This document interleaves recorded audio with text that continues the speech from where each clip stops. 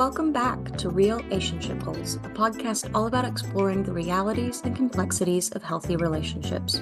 Real-ationship Goals is a project of the Prevention and Education team at the Advocacy Center for Crime Victims and Children in Waco, Texas.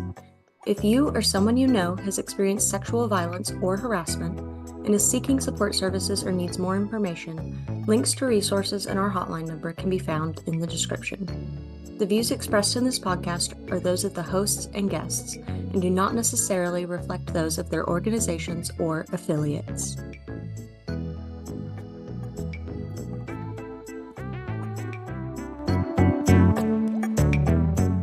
Hi, everyone. Welcome back to another episode of Real-ationship Goals. Thank you for joining us again. Today, I have a new host with me. And so my name is Monica Davila. I am the Prevention Community Organizer at the Advocacy Center, and I use they, she pronouns. And I am Meryl Onderegg. I am the Health Equity Programming Specialist here at the Advocacy Center, and I use she, her pronouns. And today, me and Meryl are with a special guest today who I will have them introduce themselves in a little bit. But our episode today is, again, about mobilizing men and boys as allies. And so our special guest today is Mito Diaz-Espinoza. Please go ahead and introduce yourself. Hey, I'm Mito Diaz-Espinoza. I use he, him pronouns. I currently serve as the President and CEO of the Central Texas Hispanic Chamber of Commerce. Yes, and I was really so happy to have Mito here. I see him out in the community so much, and I have just been in spaces where he is calling men to action to be better partners, better dads, just better community members. And then when I reach out to him, he tells me all the work that he's done in this realm. So I was like, oh my gosh, perfect. So please share with us everything that you've done. Sure. So a lot of my kind of work, I guess, comes from the University of Maryland, Baltimore County. So it's a small school called UMBC. My wife and I worked there for about 5 years. It's a wonderful campus, really amazing individuals. Some of our best friends and colleagues that are just really good in their spaces work there. One in particular, her name was Jess Meyer. They ran what's called the Women's Center. And they did all kinds of programming around gender. They had a lactation space and programming and scholarships for returning women with children. But one year they had an intern who was a man. And he was exposed to all the things and said, you know, what we need to do is fix men because men are the problem. So him and Jess talked about that a lot. And then he was like, so let's figure out a program. And they created this thing called Rebuilding Manhood. Yeah, and I'm confusing it with one in Baylor. Rebuilding Manhood, and they created a program to say, let's bring in men and talk about healthy masculinity and how do we do this. And so Jess was always great, let's do all the work, but I'm not going to do all the work. So we need other people to come in and do it. And my wife and I were there, and we were always volunteering and doing different things. So she invited me in to have this conversation about creating this program. So me, her, and Matt sat together and created this program. It's 16 weeks, but it's really 13 weeks of curriculum. And we talk about healthy masculinity. And Matt was there the first year. We didn't really launch it until he left. And then I worked with Daniel. Daniel, who's trans, was the first person I ever met who's trans. And I was actually his advisor in the academic world and didn't even know. So he exposed me to all kinds of things. And we mapped out this curriculum, and we had, I think, 13 the first year, and then as many as 17 one year and as few as 7 another year. And we just went through week by week talking about, you know, our identities. We talked about healthy masculinity. We talked about impact on women and society. And we talked about how do we rebuild this and what questions we should be asking. So it's just a really healthy program for us to sit around and talk about what it looks like.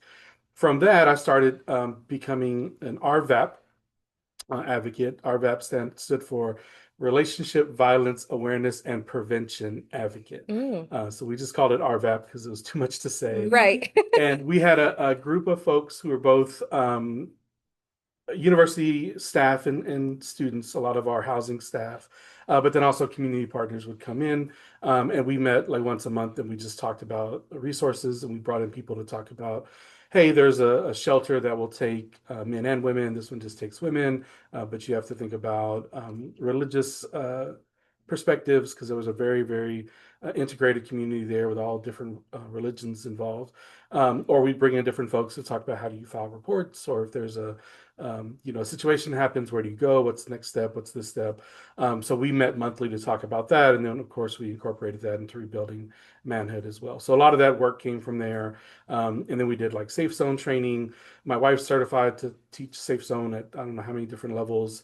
And I was certified to teach like the intro 101 for safe zone. So was able to use that and do that with student groups and organizations and just different folks around campus. And then we came back to Waco from Baltimore. And then I started working in Men for Change, was the organization at Baylor, because we came in right after Baylor had went through a bunch of their issues with sexual assault with their sports teams. So they had a group of men that had already got together. We're talking about one-on-one mentorship with undergrads, and then also just different programming around healthy masculinity. So then when I saw that, I was like, yes, sign me up. That's what I've been doing. So helped and integrated a lot of our rebuilding manhood curriculum into Men for Change as well. And that was a good program to be in. And then all that, had a couple different jobs at Baylor, but I ended at the Civil Rights and Title IX office. And I worked with individuals who were either perpetrators and or impacted by sexual violence. So we helped them with their academic process and making sure they could graduate and their classes are okay, and talk to their professors and talk to them as individuals to try to see what they needed.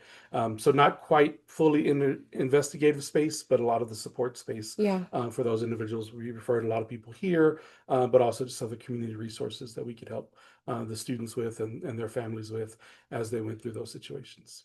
So what I'm hearing is we're lucky to have you.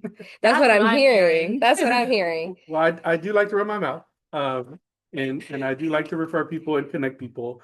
So I don't know if anyone's lucky to have me, but I'm always willing to talk and advocate. No, we're so happy to have you. Connect people with resources that we need. And this is, I mean, we'll jump into this, but I feel like, man, I want to give you your flowers for real, because I don't think I've ever met a man who has been so involved. So like genuinely, thank you. Thank you so much. Your daughter's so lucky to have you. Okay. Well, tell her that, because she won't go to sleep when I tell her to go to sleep. How old is she? 5. Oh, well, yeah, there you go. I have a 6-year-old, so. I'll pass it off to Mira. She has the next question. Segues into our first question, which is, when you hear men as allies, what does that mean to you, specifically within the realm of violence prevention?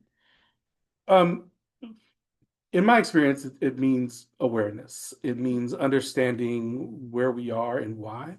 So pre-UMBC, I am not the example of healthy masculinity, right? I grew up in a poor background. I was homeless for a while. I involved in a lot of activities needing to fill holes in my own self. So alcohol, drugs, and women. I'm fortunate enough that violence was never part of that in a physical standpoint, but definitely psychological manipulation, using women, for gratuitous sex, all those kinds of things.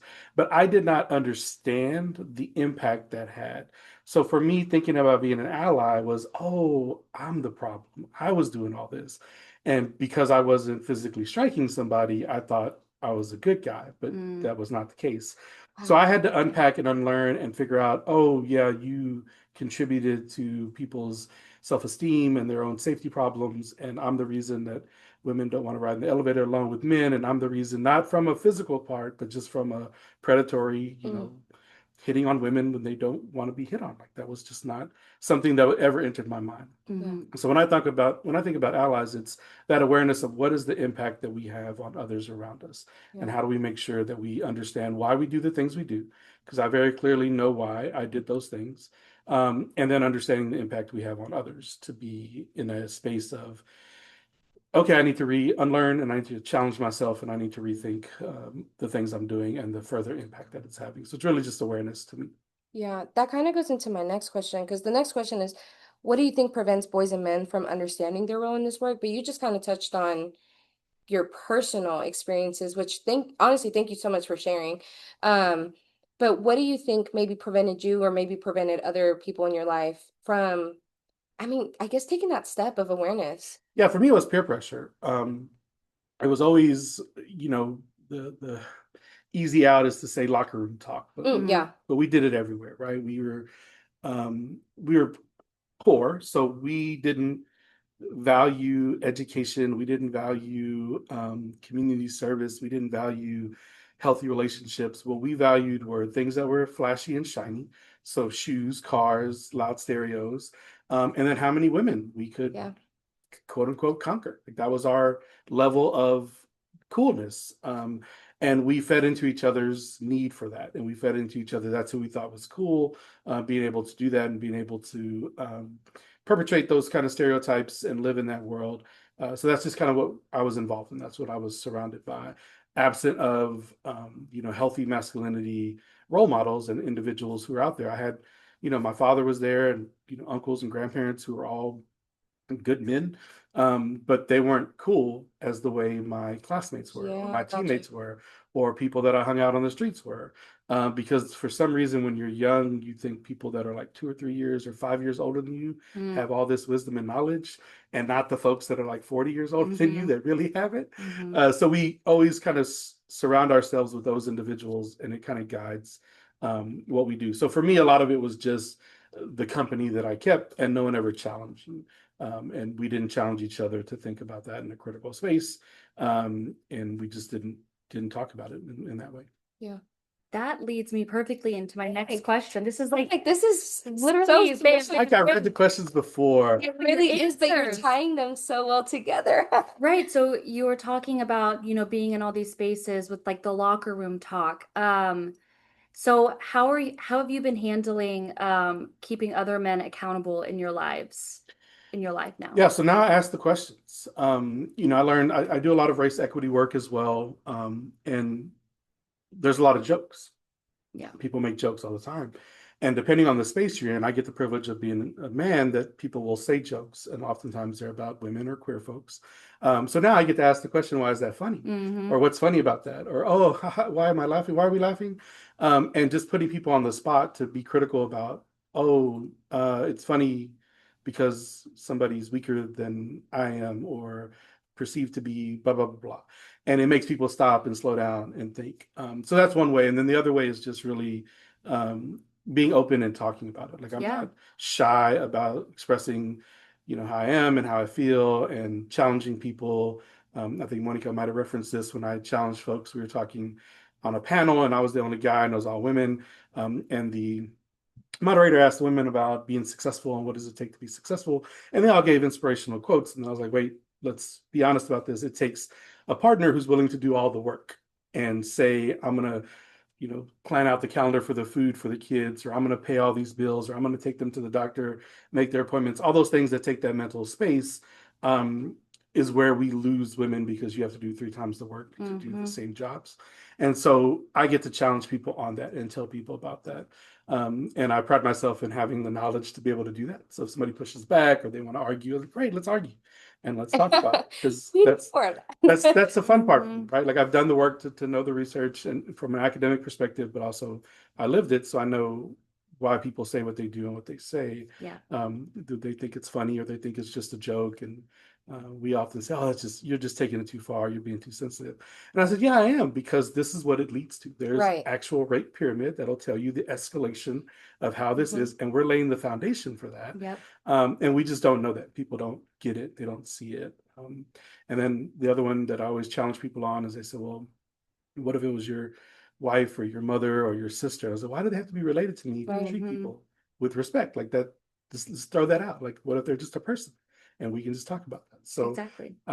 I get to challenge people in those spaces, and I use my privilege as being a man to do that. And that's really what, one, it's fun on levels for me, because I like to put people on the hot seat and do that. But 2, I think it's my duty to do it, again, because I owe so much in that space, but also women shouldn't have to do that work. We shouldn't burden you all with doing the work. So I get to step in and try to do that as much as I can. Well, thank you, because it can get exhausting. Yeah, and when he said that challenge in the panel, it was like a room of majority women. Everyone clapped. And it's like, so sometimes it is like, wow, I feel seen. Like I feel seen. And we don't again, we put the onus on you all. And when we hear women say it, it's always written off as complaining, or written off as I don't want to hear it. It's nagging. Mm. So men have to do it, because then what do you like? What's the challenge when you say that? Yeah. Jess Meyer, my friend at the Women's Center, never once cleaned up or signed up to bring food to any of the parties and or That's right. And she said, I won't do it. She goes, I'll do all the other things, and I'll, reserve rooms, and I'll do stuff to make sure the program goes. She goes, but I'm not cleaning up and I'm not bringing food, because women are seen as that's the default. Like that's what they're supposed to do. And I was like, yep. Always thought that. Never thought in that space, because I'm, never critical. So now I try to clean up as much as I can, and I offer to cook and do all the things for events like that. But it's those little things that if you're not challenged on them, then you'll never stop to think about them. Yeah. And well, the next question was like, what are small everyday things that men can do to show up as allies? And we had Dominic Villa on here last time, and he was kind of talking about that too, about like questioning his peers. And it's like it might be like something that might seem surface level really innocent, but then you question them and it's like really like pausing and be like, why do I think that? Because we were talking about how, I don't know if you've ever seen Sinners. Mhm. Such a good movie. Mhm. I need to watch it again for the fourth time, but he was specifically talking about how a lot of people, when they saw Annie, they were like, that's his mom or his aunt, but they were like, why did people not see Annie as a romantic partner? And so he was talking about a situation with a friend, and he was like, why do you think like that, bro? And so, but I just wanted to still ask to see if there's anything else you wanted to add, as into like any other things that you think men could do to show up as allies. Yeah, challenging roles in popular media is always an easy space to be in, to think about it, because the movies and TV and music is designed to elicit those responses from men. So when people are doing all these things, we're not thinking about it, because it's always pawned off as being nice and cool. And you see a bunch of women dancing on a yacht, and one guy's in the middle of it, and people instantly think that's what they want to be. So really challenge the, why do I want to be in that space? Like, what is it about that space that makes me want to be there? And then start unpacking that. And it's the wanting to be wanted, and wanting to be desired, and wanting to be craved. But yet, if you were with your partner who did all those things, you would still probably cheat if you could, if you're not mature enough to understand what that looks like. So just thinking about those roles and being critical of that. Reading, I'm an avid reader. I read way too Man, much. shout out to you, because I have him on Goodreads, and I'm like, another one. Oh my gosh. Okay, go ahead. I'm sorry. And it's, reading characters for kind of the understanding, but understanding the way men write men and Ooh, women, the way women write men and women, and man, the we way talk about queer books people here write all the time. all day. And just thinking about how does that, like, what is that, even a description of a sexual act written from a man and a woman's perspective, or a masculine and feminine perspective, you're like, wow, like that's just a totally different way of understanding. From the way you eat, the way you cook, the way you dance, all those things are shaped by somebody putting that information in. And where did you learn that, and where did you figure that out, to aim your desire, aim your goals at, and just really challenging all that. So trying to look for other avenues to do that, whether it's poetry, whether it's music, whether it's reading, whether it's TV and movies, but always trying to understand those other perspectives, I think is really valuable. Yeah. Putting yourself in someone else's shoes. So if there was a young boy listening, fingers crossed because they need it, what's one message that you'd want him to walk away with? Your feelings are valid. Oftentimes at a young age, you're not fully formed, and you don't ever want to say that to somebody who's young, because then they get defensive, and we get defensive, because I was that way. Old people always say stuff that we don't want to listen to. But there's your body reacts to a lot of things, right? Like, you don't have possession of all of your emotions and hormones. So you're going to be in situations where you react to things, you think things are funny only because everybody else thinks it is, you think things are attractive, or people are attractive because everybody else does, because you're not in tune with really who you are and what you want. So always be thinking about who you are, why you think that, If you think that what happens, and know that sometimes your body is just reacting and you don't even know why, and you won't even figure that out for another 10 years, 20 years, depending how old you are. Yeah. So just being aware of your own self really makes a difference. And it's okay to make mistakes. It's okay to ask questions, and it's okay to be on your own away from everybody else. When you are young, you thinking, if you're 10 years old, 1 year of your life is 10% of your life. So that's a big deal.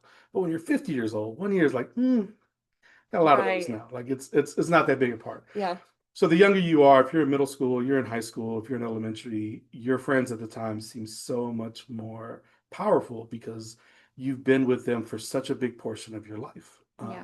And that makes it a bigger impact. So standing alone is okay. Standing away from them is all right. You will make other friends. It will happen. It will be okay to lose them. So just being that strength of yourself, it's easy to say now, I wouldn't have been able to do it and didn't do it when I was younger, but just telling somebody, hey, No, truly. you can do those things. I'm telling it's you. okay. So just being honest with yourself about how you feel and understanding your body's changing, and knowing that your world revolves around those people because they're like the limited time you are. Yeah. We'll laugh about this, but how many people in your 8th grade yearbook or in the 10th grade that you thought you were going to be friends with forever and go to all these trips and stand in weddings and name your kids after, you haven't talked to in 20 years, 10 years, Exactly. 15 years. And if you would have told me that back then, I would have fought you because that's my boy. Right. Yeah, literally, that's my day people. one. And now you're just like, yeah, if I see him, I'll say what's up, but Right. I'll be in HEB hiding from people I don't want to see that I used to spend nights at their house.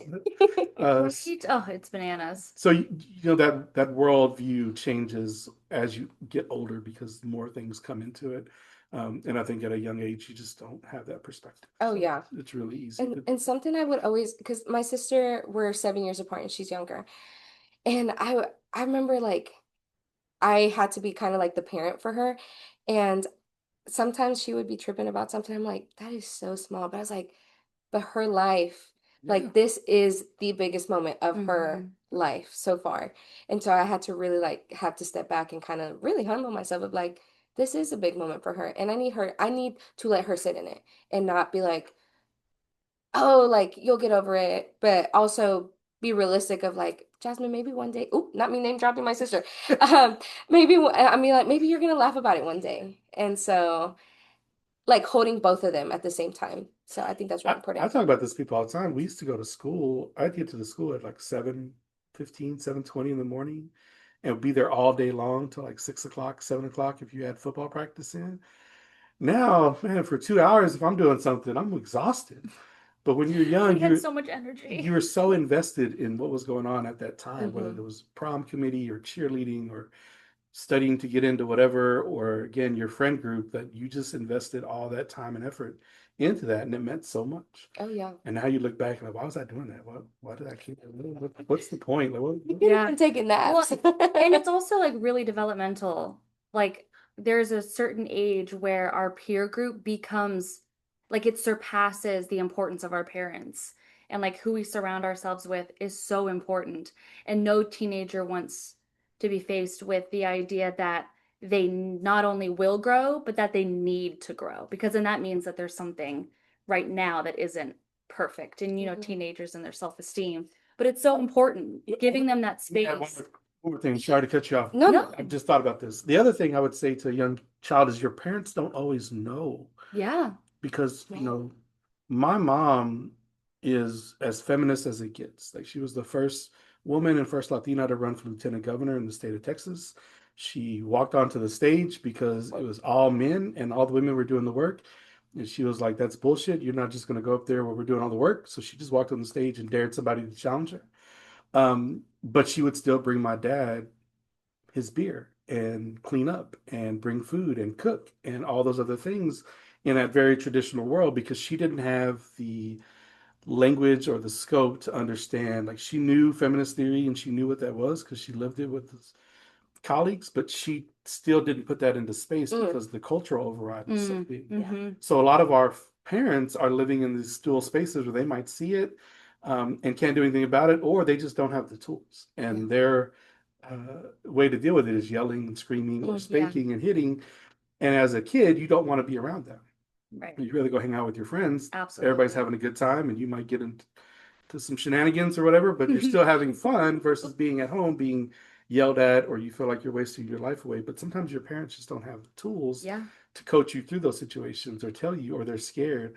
We talk openly all the time with our daughter about body, and we talk about, we've got, books, and we name everything, and there's no cute names for anything. Right.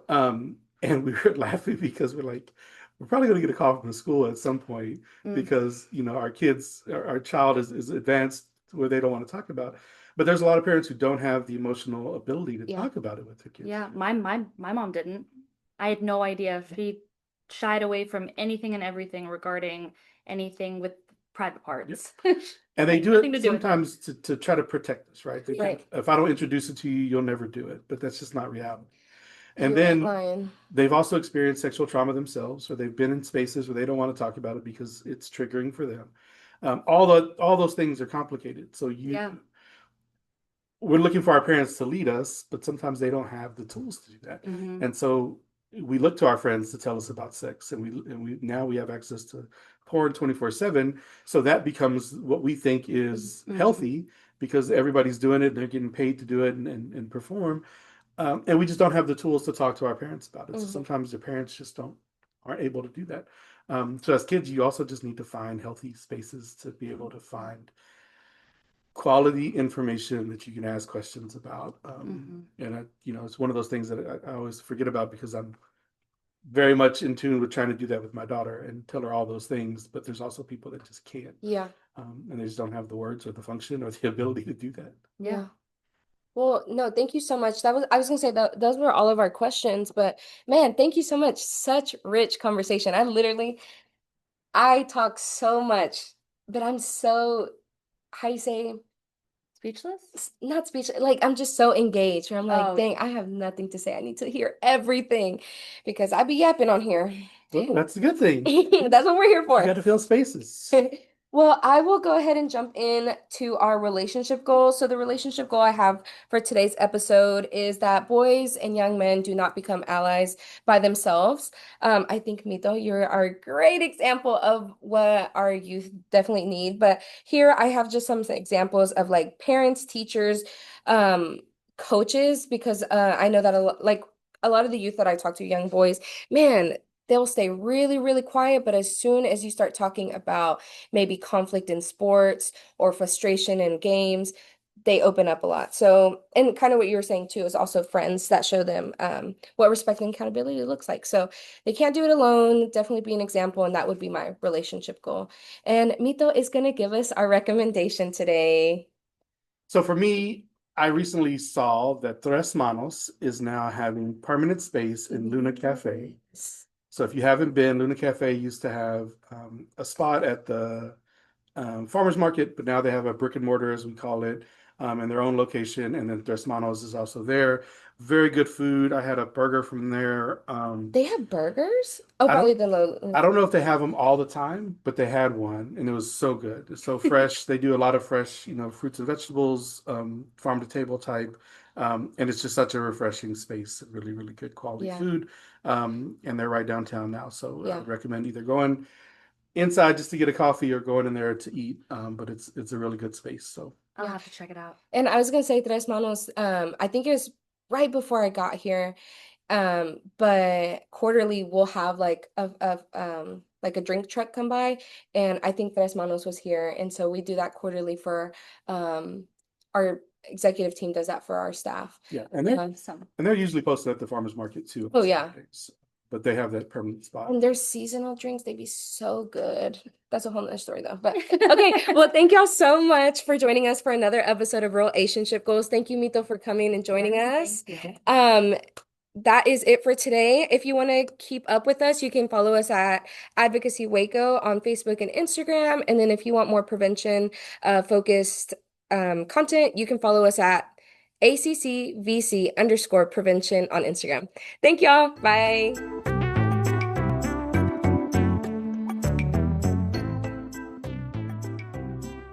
Thanks so much for tuning in to Real-ationship Goals.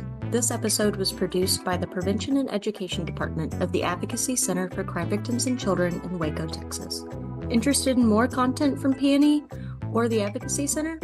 You can follow us on Instagram at ACCVC_prevention or on Instagram and Facebook at Advocacy Waco. Be sure to like this episode and follow us wherever you get your podcasts. See you next time. Bye.